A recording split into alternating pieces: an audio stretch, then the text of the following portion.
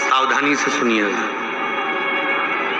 शायद शिव महापुराण के माध्यम से अभी तक ये बात सामने नहीं आई, पर शिव पंचायत कथा में आ रही है। जितने आस्था चैनल पर कथा सुन रहे हो, जितने फेसबुक और यूट्यूब पर सुन रहे हो, जितने इस छत्तीसगढ़ की पावन धरा पर बैठकर सुन रहे हो, बहुत सावधानी से सुनना। एक प्रश्न हमारे भीतर खड़ा होता है। जब हम सूर्य नारायण भगवान को अर्घ देते हैं, जल चढ़ाते हैं, तो वो जल पृथ्वी पर जब गिरता है तो उसकी छींटे हमारे शरीर पर लगते हैं। क्या वो ठीक है? क्या वो श्रेष्ठ है? तो शिव महापुराण की कथा कहती है, जब हम सूर्य को अर्घ देते हैं, सूर्य को जल चढ़ाते हैं, वो पानी जब पृथ्वी पर गिरता है, उसके छींटे हमारे शरीर पर लगते हैं, तो वो श्रेष्ठता का भाव निर्मित करते हैं। वो गलत नहीं हो सकता। कारण अब वो भी समझ लीजिए।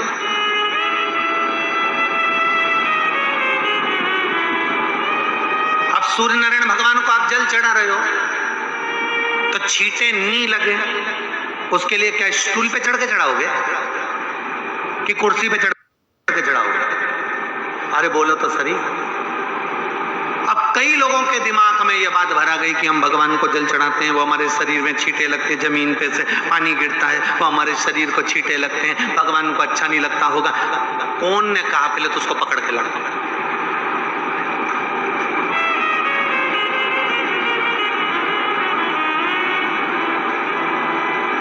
क्योंकि मेरे राम जी महाराज, मेरे भगवान कृष्ण,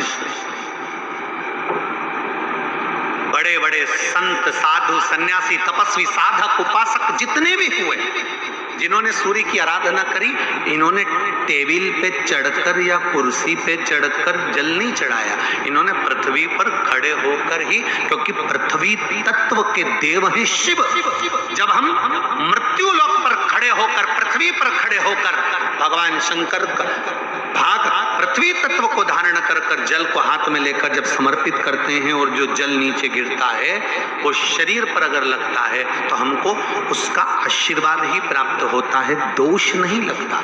और लोगों ने इसको विपरीत कर दिया। कि कौन ने विपरीत करा? कई लोगों ने इसको विपरीत कर दिया। कौन ने विपरीत करा? तो जो दूसरे धर्म के लोग होते हैं, जिनको हिंदू धर्म से नफरत होती है और जो हिंदू धर्म की पूजन, सेवा, अर्चना को समाप्त करना चाहते हैं, वो धीरे धीरे धीरे धीरे कहने लगे कि सूर्य को जल चढ़ाओगे तो शरीर में लगेगा, शरीर में लगेगा तो दोष लगेगा। इसको कह कहकर घर घर में सूर्य को जल चढ़ाना लोगों ने बंद कर दिया कि आप जल चढ़ाएंगे तो दोष लगेगा, शरीर पे छींटा लगेगा, शरीर को ऐसा लगेगा। ये दोष नहीं है। कितनी सुंदर बात है महाराज। सूर्य नारायण भगवान को जब जल चढ़ाया जाता है, हाथ सिर से 8 इंच की दूरी पर होना चाहिए। जम के बोलिए, सिर से कितना ऊंचा होना चाहिए?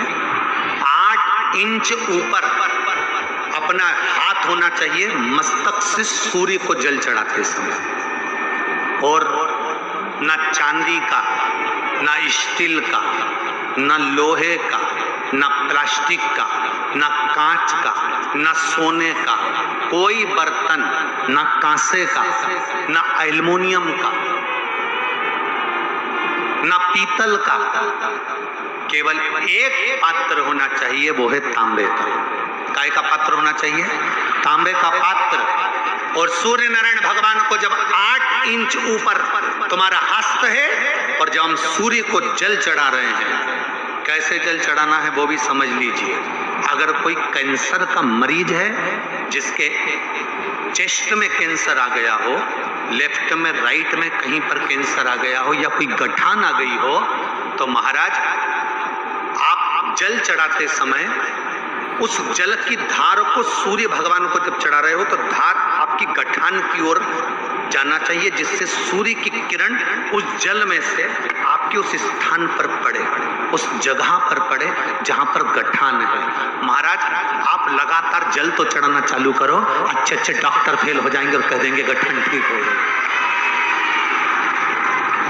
आपका लीवर और किडनी गड़बड़ कर रहा है, आप प्रतिदिन आपका आपका स्वास्थ्य गड़बड़ रहता है। आप प्रतिदिन ये ज्योतिष शास्त्र के अंतर्गत, रत्न शास्त्र के अंतर्गत, ये रत्न शास्त्र, ज्योतिष शास्त्र, रंग शास्त्र जो हमारे यहाँ है, रंगों के हिसाब से ये जितने रत्न होते हैं, माणिक हुआ, सोना, मोती हुआ, नीलम हुआ, मूंगा हुआ, पुखराज हुआ, ये क्यों कहते हैं ये पीला है, ये सफेद है, ये नीला है, ये लाल है, इसको शरीर में क्यों पहनाते हैं? उसका कारण होता है कि जब शरीर में पहनते हैं सूर्य की किरण उसमें पड़ती है, हमारे शरीर पर वो कलर का इफेक्ट पड़ता है, उस कलर को शरीर पर लगता है, और शरीर पर लगता है तो हमारा शरीर धीरे धीरे, हमारी जो इंद्रियां हैं वो सही होने लगती हैं, काम सही होने लगता है। तो आप कहते हो ना सब, मैं कौन सा नक पहनूं, मैं कौन सा मोती पहनूं, मैं कौन सा पुखराज पहनूं, मैं कौन सा नीलम पहनूं, वो ज्योतिष शास्त्र के अंतर्गत, रत्न शास्त्र के अंतर्गत जितने रत्न हम पहनते हैं ये केवल उस किरण के लिए ही तो पहनते हैं कि जो सूर्य की किरण मिले,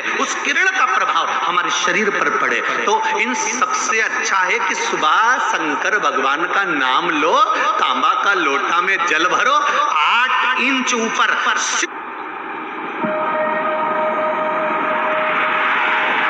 It all started from here. सिर से हाथ होना चाहिए, और सूर्य नारायण भगवान का दर्शन साधारण नहीं, जो जल तुम चढ़ा रहे हो वो जल की जो धार आ रही है उसमें सूर्य का दर्शन होना चाहिए, तो कैंसर की बीमारी कभी नहीं हो सकती। लीवर, किडनी, हार्ट, आपके हार्ट में अगर तकलीफ है, डॉक्टर ने कह दिया कि इसमें नस चोक है, आपको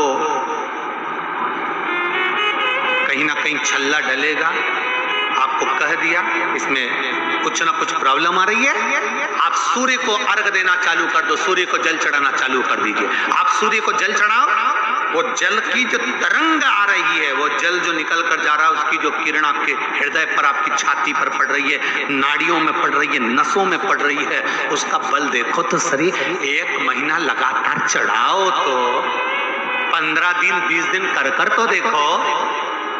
क्यों राम जी महाराज जल चढ़ाते थे, क्यों भगवान कृष्ण जल चढ़ाते थे सूर्य को, क्यों दशरथ जी महाराज जल चढ़ाते थे, क्यों कश्यप ऋषि जल चढ़ाते थे सूर्य को, सारे 33 कोटि देवता, सारे ऋषिवर, साधु संत सन्यासी तपस्वी साधक उपासक सब भगवान सूर्य को अर्घ दिया करते थे। क्यों देते थे, किस लिए?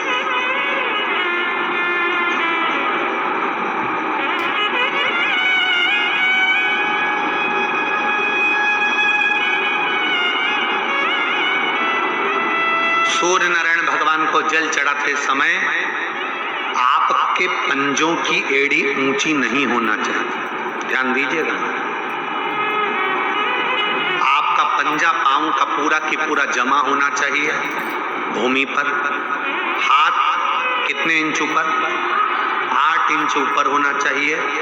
जल जो गिरे, सूर्य की किरण, सूर्य का दर्शन उस जल की रोशनी में करना चाहिए। क्या होगा उससे?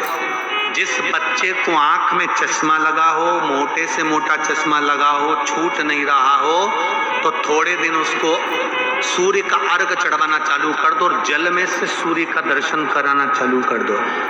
सूर्य का दर्शन जल में 2 महीना 2.5 महीना बहुत है, आंख की रोशनी बढ़ जाएगी, चश्मा हट जाएगा। आप कर देखिए। अब एक प्रश्न और खड़ा होता है सूर्य को अर्घ देने में। गुरुजी, पंचदेव पंचायत में सूर्य नारायण भगवान शंकर की पंचायत में हैं।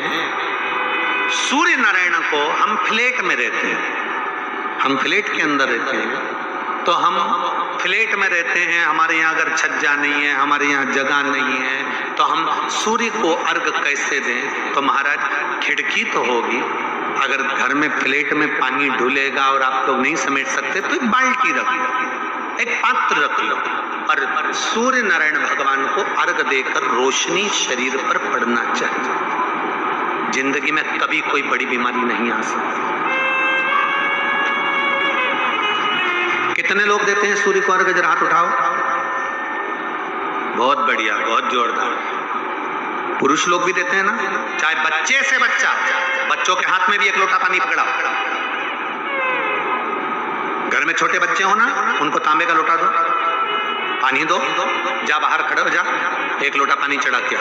पहले दिन आप स्वयं बच्चे के साथ बाहर खड़ी हो, ओटले पर, घर के बाहर खड़ी हो, छत पे खड़ी हो या घर के बाहर खड़ी हो, और बच्चे से कह लो चढ़ाओ बेटा, देखो ऐसा हाथ 8 इंच ऊपर करिए, तांबे का लोटा लेकर पानी धीरे धीरे डोलना है, जैसे वो स्लो मोशन के सीन नहीं होते नाटक में, ये एकदम धीरे धीरे, बस नहीं तो मालूम पड़े छोरा छोरी एक साथ उंडेल के नहीं। जल चढ़ाते समय उस पानी में से सूर्य की किरण पड़ना चाहिए, सूर्य की।